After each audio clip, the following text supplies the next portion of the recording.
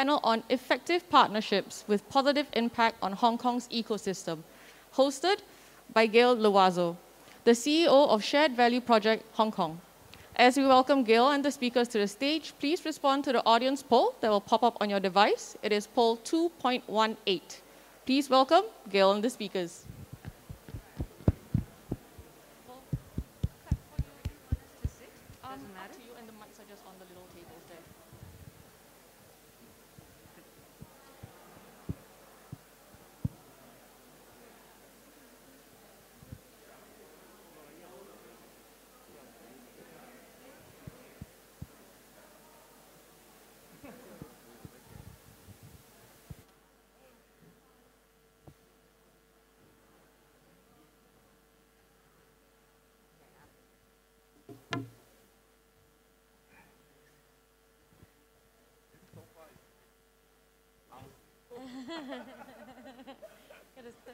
Hello, everyone. I know it's the break, but hang in there. We're nearly at the end of the day.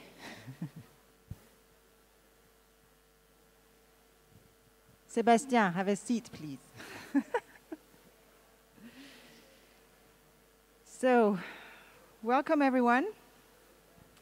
It's great to see the Hong Kong sustainability community so happy to get together again, and they can't stop chatting.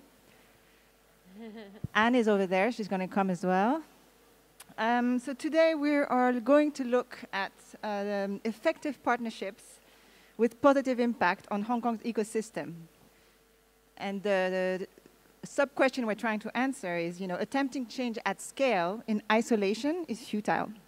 And joining together for shared value and greater impact is the only way forward. So since I'm the CEO of Shared Value Project, and for those who don't know what shared value is, CSV, Creating Shared Value, is a business strategy aiming to looking at social and environmental issues through the business lens. So we're looking at social issues and environmental issues as business opportunities.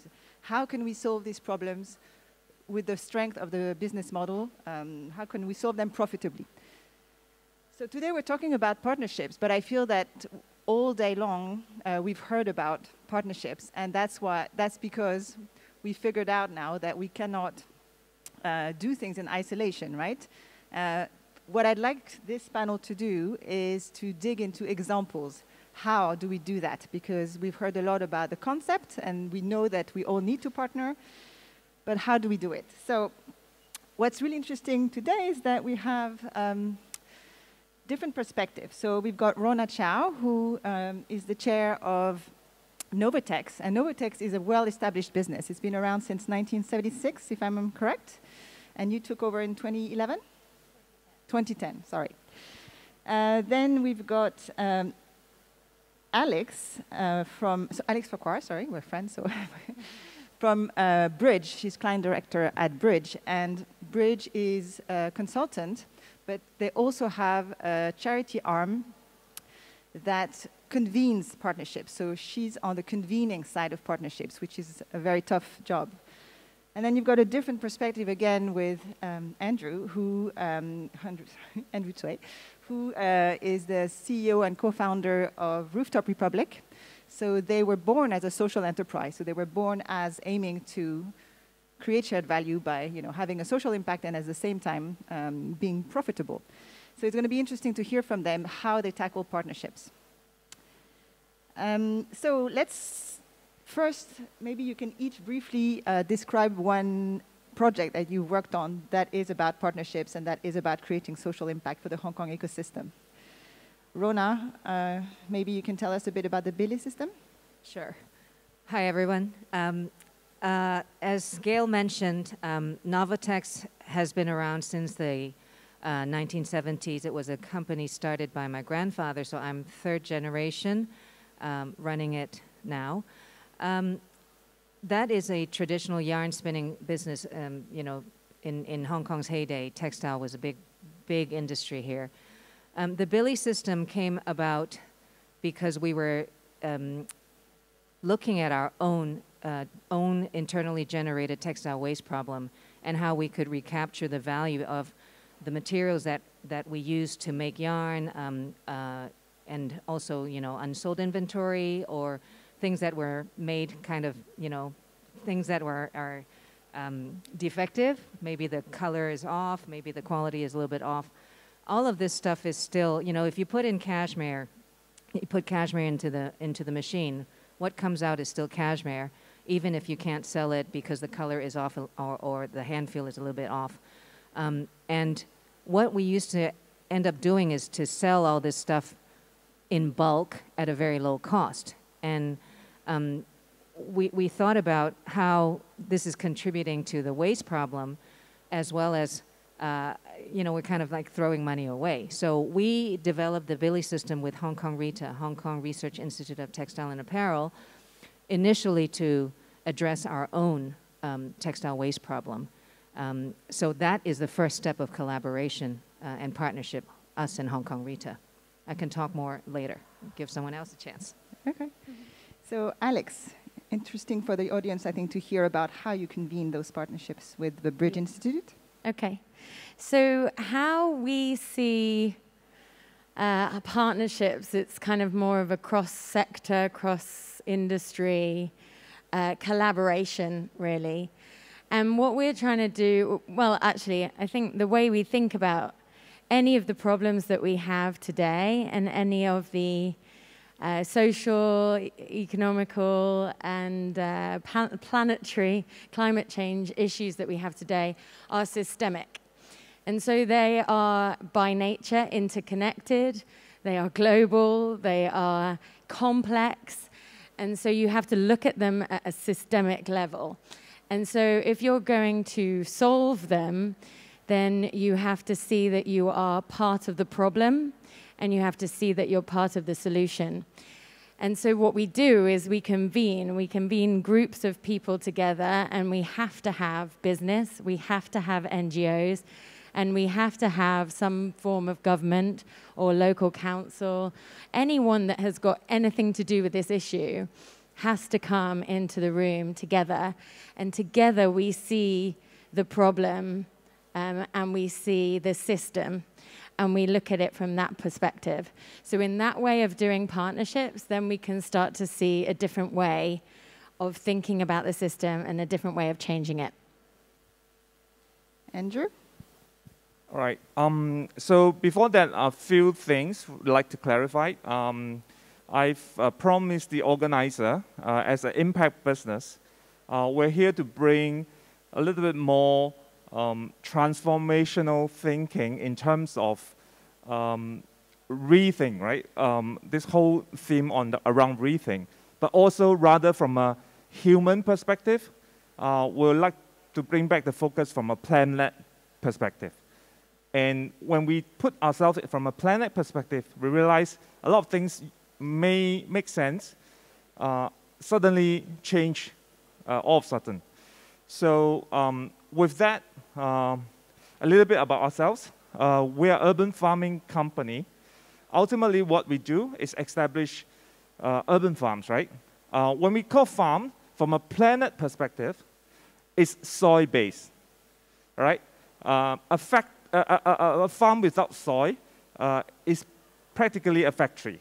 So there's a difference. And farm, the purpose of farm are not just used to produce food. So that's where the first perspective. But also promise to bring those perspectives respectfully and to kind of encourage us to rethink a lot of pre-assumptions. So in our theory of change, what do we see or in the form of collaborations? What do we see in cities? There's a lot of idle space. The urban setting, our urban space are very expensive assets. And it is a very wasteful way of employing assets if we let them idle. And a lot of times they appear on rooftops. So what we do is identify those untapped potential spaces. We invite communities to come in. We invite different stakeholders, including property developers, property management companies, the community, local NGOs, could be schools as well. And then we reimagine, how do we want our future city to be livable? right? To be more livable and to be liked.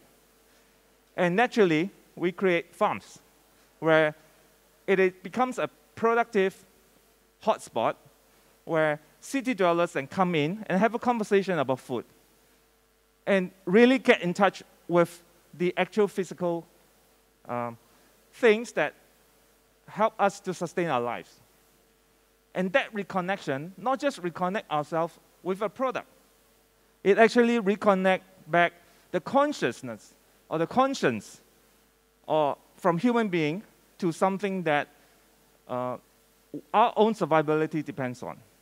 So that is the short version and concise version of that change and that collaborative effort that we do. Yeah, thank you. So from where I sit, it all sounds super easy, right?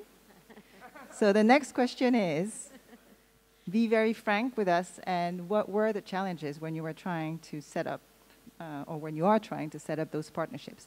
We really want to understand where was it hard, and what did you do to overcome, or not, those challenges? Who wants to start? Alix? Okay. Yeah, it's really hard. Well, where do I start?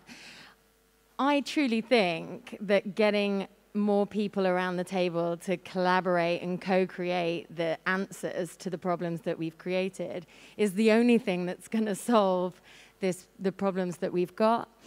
And yet, it's difficult to do that. It's really difficult to do that. And so, you know, I'm representing Bridge, which is our corporate arm, but it's actually our charity arm, Bridge Institute, that does this work. So we use the money that we earn in the corporate world to fund the work that we do in the charity world. And I just don't think that that should be the case. I think it should be like, it would be a great world if we could be able to, like, you know, convene people and that be a valued thing. So there's a funding problem in that. And then there's the politics of it. So you have to be an independent party to bring together all these different people. And you have to have the right people in the room. So the people that you can transform their way of thinking so that when they leave that room, they can go and create, you know, 400,000 projects across rural India or 120,000 new police officers and things like that. So they have to have enough influence to be able to do those sorts of things. So having the right people, and especially having government support is like, yeah. I mean, we heard that, I think, earlier, talking about what's going to make us decarbonize in Hong Kong. It's government policy. And that goes for a lot of the problems that we have. You know, we need the government on side. Can you give an example of maybe a project in Hong Kong, who you convened and how you managed to get them at the table? In Hong Kong, we struggle. In Hong Kong, we've worked with HKU as a convener to bring together different businesses, schools, and society around creating zero tolerance for sexual harassment in the workplace. Outside of Hong Kong, we work in like Malaysia for sustainable food products. And when we had the Malaysian government on board, then they have rolled out policy and projects all across Malaysia to create sustainable food for and reduce the amount of palm oil plantations. Who was in there Malaysia. Then for that one? Who was around the table for that one? All the different ministries. So we had like the Ministry of Agriculture. You have the Ministry of Education. You have there's many different parts of the department. Because the problem with all these things is that everyone's like, well, it's not my problem. It's those guys over there that need to do something. Or I'm only this tiny little part of it. When you bring everyone together, they start to go, oh my God, like together, all these people in the room can create this difference. And if we can all do that, then this is the part that I play. So yeah, you're looking at the different people in the room and realizing that actually you owe it to these other people to create the difference. Great, yeah, ownership. Ronna? We are only looking at one problem, what we're doing, which is to reduce textile waste, reduce the number of, reduce the amount of, for instance, just in Hong Kong, we're looking to reduce the amount of textile waste that goes to the landfill every day. And I've quoted this number many, many times. It isn't even current. From several years ago, we're looking at 370, 390 tons of textile waste that goes to Hong Kong landfills on a daily basis. I mean, that's staggering. So this purpose, we thought, would be, you know, very warmly welcomed and adopted by a lot of people. And I think at that level, when we mention this to people, look, let's work together to reduce the amount of textile waste. And then it's not just using less or making less. It is regenerating and recapturing the value of what we call waste. So at that level, at that stage, the buy-in is actually quite good. But when it comes to actually doing things, one of the biggest challenges that we face is when we're working, for instance, when we're working with a big branded apparel company, and you talk to their sustainability division, they speak the same language. They understand it very well, but it's difficult. Very often, it's difficult for them to be able to move the whole company that direction, right? So how do they convince the designers to do things differently? How do they convince the sourcing people to do things differently? Because there's P&L to consider. And so that's looking forward. Do we make things in a different way? There's also the challenge of dealing with what has been accumulated, right? So we went as far as to Europe and to visit the headquarters of a number of our branded apparel customers. And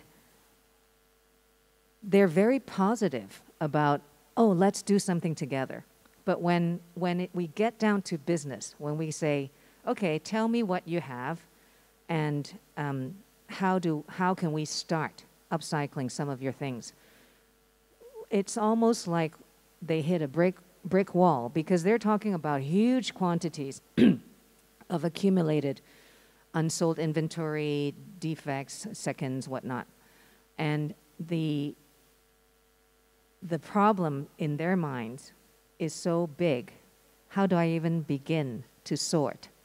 So we've seen that a number of times where, you know, the conversation goes very, very positively with a lot of momentum, and then it gets to a certain point, then they have other more important things to worry about.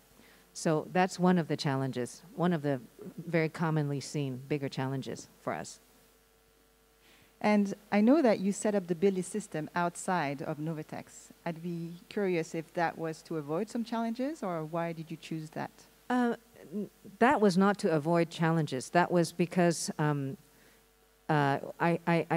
think we felt that this was such a new thing, even though it is part of the Novetex family. Novetex has been around for so long, and people are used to doing things a certain way. We have employees who have been with us for, like, I don't know, 30, 40 years. And it's very common, if you're familiar with the manufacturing industry, people will say to you, we've always done it this way, right? We've always done it this way, and they're so resistant to change.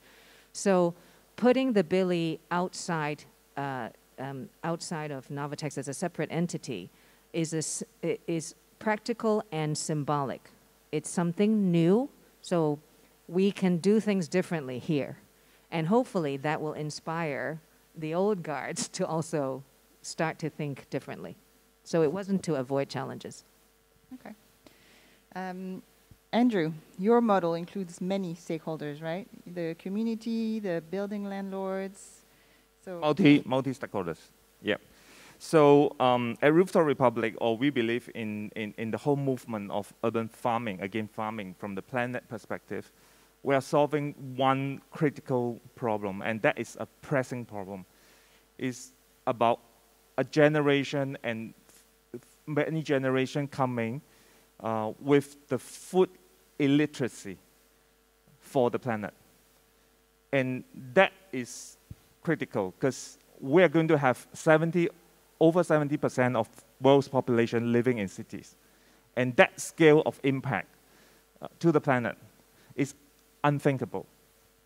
And by that, I think just now, I tried to illustrate a few challenges already, right? But you might think, how does a impact startup could change such a systemic and deep-rooted complex issues? Actually, it can be a very simple aha moment as well. So I'd like to invite all of you tonight, those at home, you can open up your fridge. Just by opening up your refrigerator with a new perspective, from a planet perspective, you see a global world food map and food system there already. You're actually staring at it every day. It's just that you may not realize it. By just creating that awareness, by just creating that connection through the journey of growing food yourself with your own hand, it creates a life-changing experience. So that simple solution to a whole complex systemic problem is by providing a service-led, so we transform agriculture into a service model, what we call farming as a service, reintroduced into the cities, where we do food literacy education for the planet.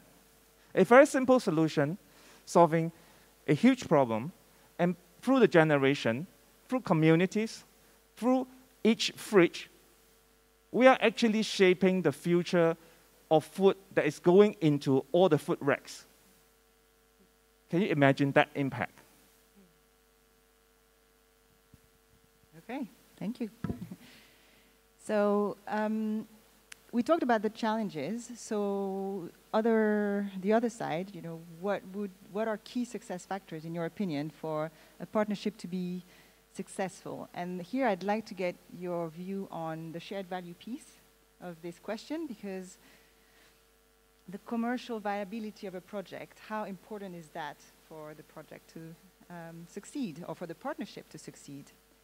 So Andrew, maybe you start this one? Sure. Maybe I use a very concrete example that just now a gentleman in the earlier panel mentioned food waste, right? We create 3,600 tons of food waste, equivalent about 200 double-decker bus going into landfill every day as we speak, okay? This number, I think a lot of people might already know. However, when you link back to the number of tonnage of fresh veggie Hong Kong consume every day is about 2,000 tons. It's a shocking problem. We are throwing more food into the landfill than we consume every day on veggies. So is it really a supply issue, or is a systemic issue on the supply chain, or the whole system, right? And coming back is about us, our lifestyle, our consumption pattern and habit. So with that, then we think in a building, right? Whenever there's a human activity, there are food that you eat, definitely will create waste, right? Whether it's packaging, whether it's other things, it will create waste. However, there's also a lot of food that is ugly, that's not pleasant, that people discard as waste. So our whole concept about waste and food is already reflected in this generation of illiteracy. So through the urban farming experience, then we say, can we help buildings, right? Whether you're charging for the food waste or not, it is created heavy load to the centralized or the central food waste treatment facilities, collection, logistic, everything. Because for the food waste treatment plant to be useful or has certain capacity, it needs to stay further away, right? It's actually directly proportional with the capacity that it's able to handle. Then we ask our question, with all the IoT, smart city, everything, right? Can we apply technology to say, help or design a model that we can decentralize this process food waste, right, with a algorithm that allow them to become very useful compost, right? And the problem with composting is a lot of people try, it's a magic black box. After waiting for 3 months, come out, if it doesn't work, it goes back to the landfill. It double waste, right? So then we say, okay, let's put innovation in it. Increase the success rate of decentralized on-site food waste handling. So the value they bring in is quite, I would say, positively shocking. Not only the building is able to convert some of the food scraps, right, into very useful, nutritional compost that can use back in the garden for farming, right, to benefit the community. But at the same time, you help to decrease the loading, the front loading to the centralized system that brings value to the building management and brings value for the property developers. And it is a shared value and multiple win for multiple stakeholders. So this is just one little observation. You just sit down with friends, and I have like university students, secondary students, even primary students doing some little prototype modeling at different level of IoT. And just spending time engaging them and putting their solution piecing together. And we just last year successfully applied and obtained a recycling fund grant to put this project into place and to even to have the potential to roll out the industry. And we got a composter industry partner that's interested to work with us on that. So I hope it's a very concrete example that allows you to think we all can do wonderful things. And this is just one example. Okay. Ronna? We're talking about viability. Or what makes a successful What partnership? makes it successful? And I guess I wanted you to add to answer the layer of the... Okay. If we look at the problem of textile waste, I mean, I mentioned earlier, just in Hong Kong, it's a big problem. Not as big as food waste. You're 10 times bigger per day. But I think it's more biodegradable what you put into the landfill.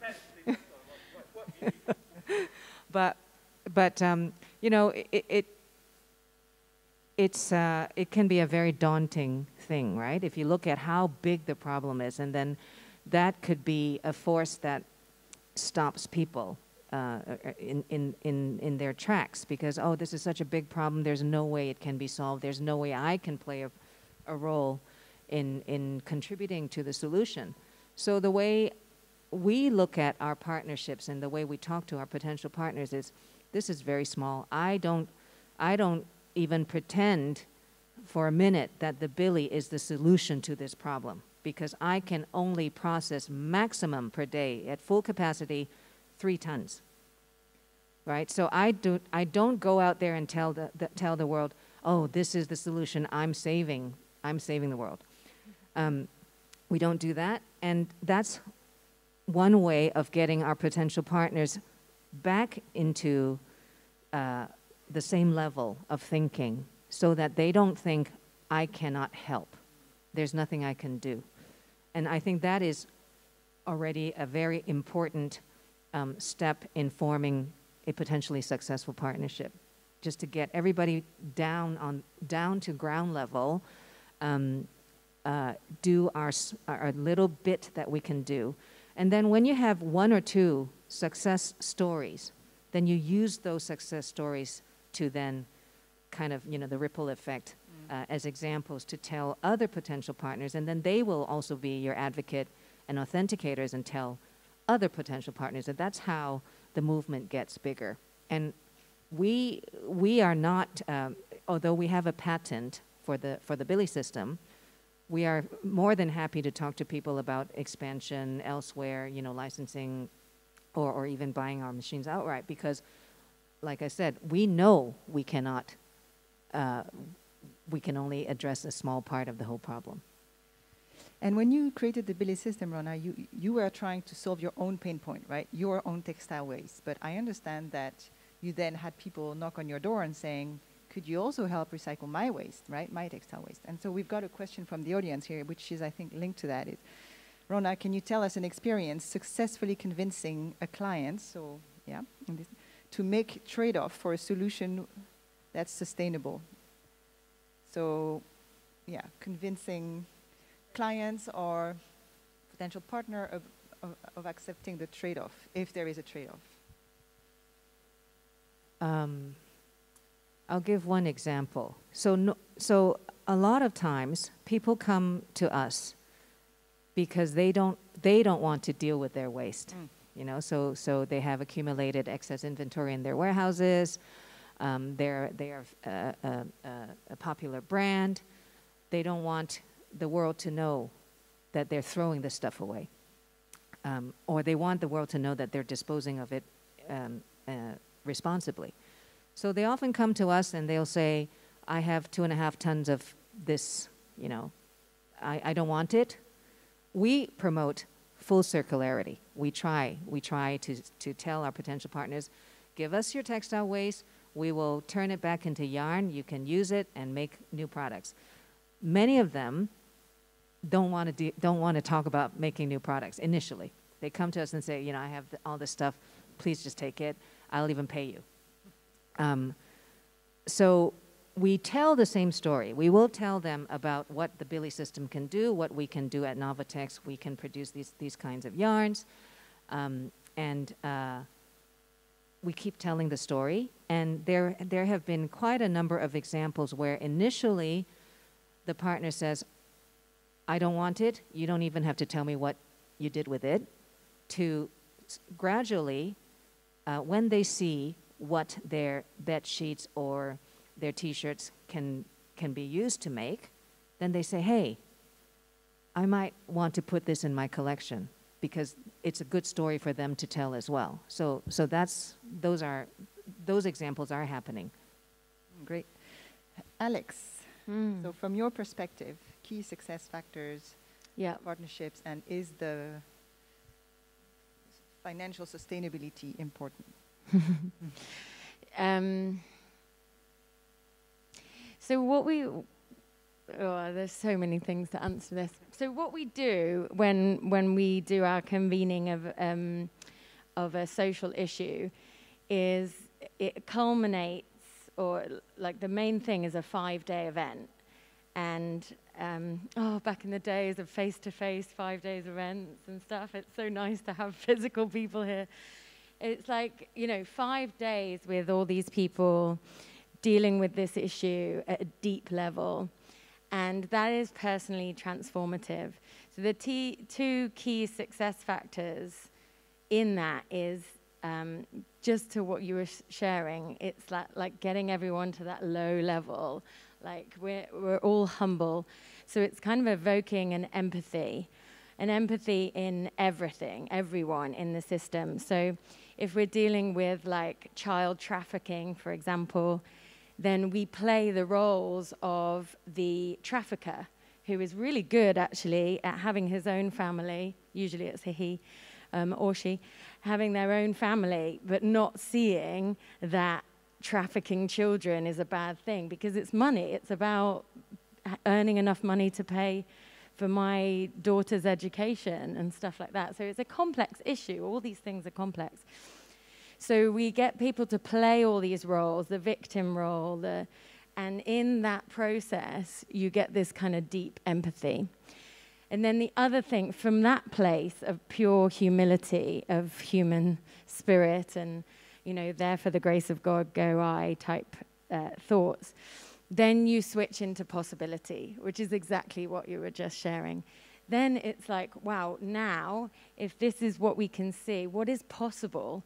And let's not talk about the problems and the issues, and I don't really want to see the, you know, and I can't do anything, and I shouldn't do this, and I can't, and the problems, and the finances, and when I go back to my organization, all of that stuff kind of goes away, and we help people focus from a mental perspective on what is possible.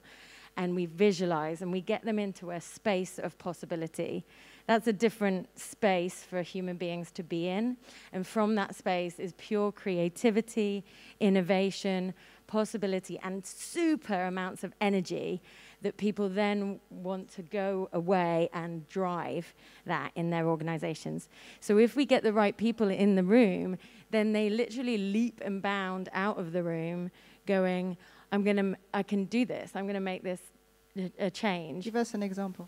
And, well, so my favorite example was the chief of police from this state in India. And so it was looking at child marriage. And we went into the villages and looked at, you know, families that were giving away their daughters because they thought that was a great thing to do, because they thought they were going to be married into you know, and looked after for the rest of their lives. Of course, they aren't. They're going to brothels and all of that kind of stuff. And so he had such a deep, profound experience that he left and then trained up 800 cadets that go to 8 million, touch 8 million Indians across that state to educate them that selling their children to people that come into the village is not going to help your child. And so just those sorts of things are like, that's a massive impact for a group of 50 people. And there are those impacts at all the different levels. So we had the media there who then promote what he was doing, that then moved that to another state. So then that moved into Delhi, etc. So those are the sorts of impacts that happen when people feel empathy for for everyone in the system, and also possibility. The other part of that success factor is, once we've gone through that shared event, then we are committed to each other. So it's driving that commitment, you know? Because once you go out into the big bad world on your own, you kind of need a driving force that's like, hey, remember we said we'd do this? Or remember how much fun and how much possibility we had? We have to kind of reconnect people to that feeling. Sorry, yeah. I got to come in here, because you do see the pattern of this is that a lot of those solutions are very down to earth, right? And pun not intended, and earth is really a beautiful word, because it's actually the only word that meant both soil and our planet. And that's the part that we realized that even just now, the example that we have in terms of food waste handling, right? We are now facing challenges of scaling in a way, right? Finding commercial partners, finding partners that have the vision to believe in it, right? And really pilot it. So we have the benefit of a very supportive co-working environment where we have a space to test out the pilot, and then corporate partners that believe in the vision in terms of sustainability allows us to establish some sites to test it out. So you can see that we can't do it alone. And systematic problems requires really a collective effort, very down-to-earth collective effort, if I may add. Well, we're out of time, and I don't have a better wrap-up, so thank you, Andrew. It's perfect. So yeah, it's all about common sense. We can all do it, but we do need to work together because we only have a little bit of the solution, right? So thank you very much, Ronna, Alix, and Andrew. And you can